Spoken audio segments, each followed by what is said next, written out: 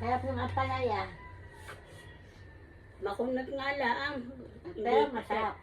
Hindi pa masyadong luto. Pero masarap po.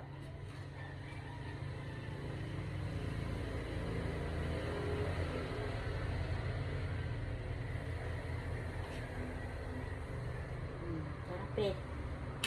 Mats dun sa prito.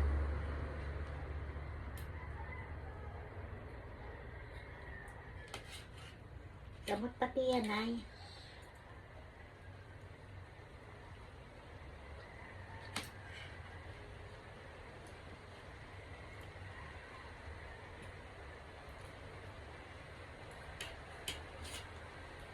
Mamaya tayo manood ng TV para makatapos muna kumain.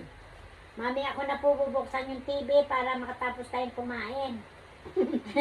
Hindi ka nakakatapos kumain eh. Nawiwili sa panonood eh. Tagal.